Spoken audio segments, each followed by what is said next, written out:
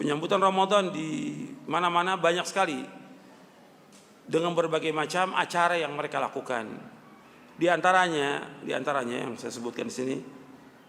Yang pertama termasuk yang penyimpangan ini nyekar. Apa itu nyekar? Tradisi ziarah kubur atau menjemput arwah leluhur yang telah meninggal. Tujuannya ya macam-macam sudah.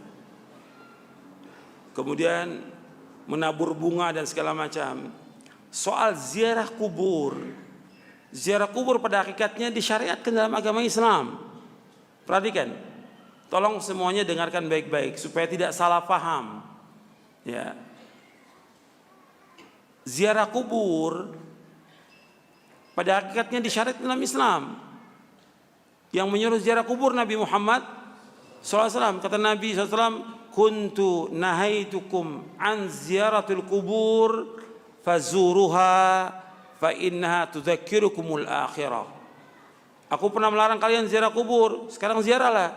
Karena ziarah kubur itu mengingatkan kalian kepada akhirat.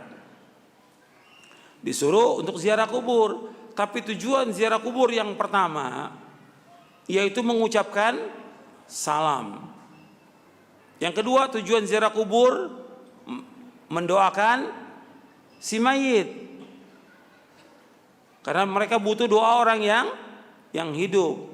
Yang ketiga yaitu supaya kita ingat kepada apa? Mati, ingat kepada akhirat. 3 itu tujuan ziarah kubur. Ini dianjurkan. Tapi ketika ziarah kubur itu seperti yang disalahgunakan oleh sebagian orang, menjelang Ramadan ziarah ke kubur-kubur wali Songo, dengan tujuan minta di sana, minta supaya diberikan barokah, dimudahkan rezekinya, supaya mudah jodohnya, enteng jodohnya, supaya tetap jabatannya, supaya terpilih dalam pilkada. Ini semuanya syirik. Paham ini? Syirik ini. Minta-minta kepada kubur secara akal yang waras, masuk akal nggak? Secara akal nggak masuk akal.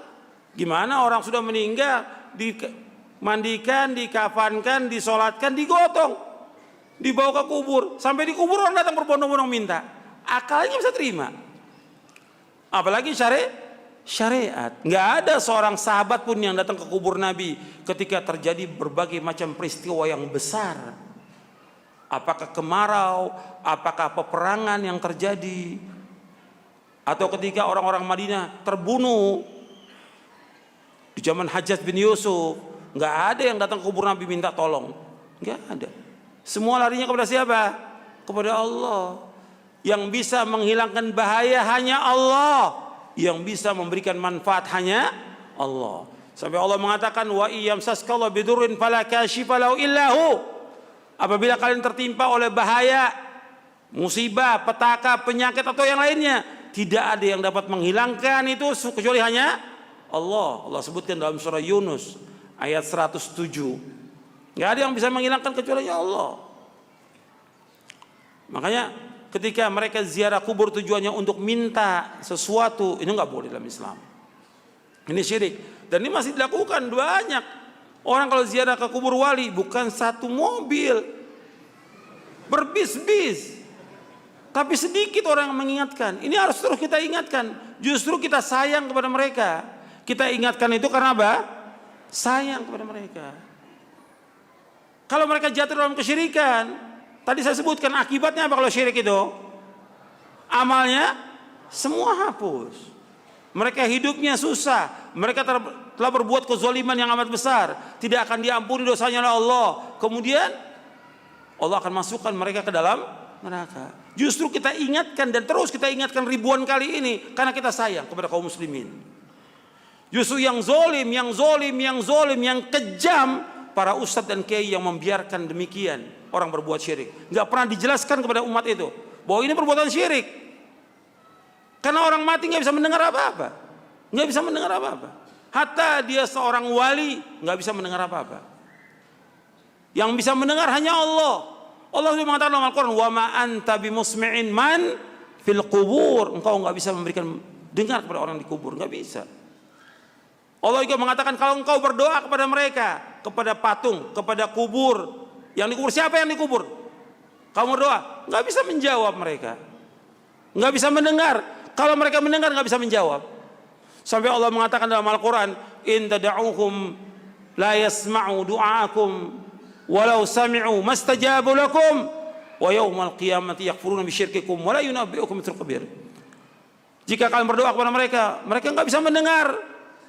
Kalau seandainya mereka mendengar, mereka enggak bisa menjawab. Dan mereka akan mengingkari kesyirikan kalian nanti pada hari kiamat. Ini masih terjadi. Nah, sekarang dia tidak minta sekarang.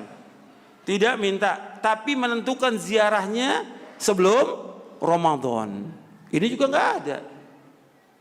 Ziarah kubur dianjurkan kapan waktu saja, tapi menetapkan 1 hari atau 2 hari menjelang Ramadan atau di saat pas Id. Enggak ada contoh dari Rasulullah SAW. Ziarah kubur masuk ibadah apa bukan? Ibadah.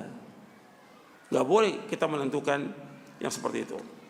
Ya, sampai di sini. Wassalamualaikum warahmatullahi wabarakatuh. Subhanakallahumma bihamdik asyhadu an la ilaha illa anta astaghfiruka wa atubu ilaik. Assalamualaikum warahmatullahi wabarakatuh.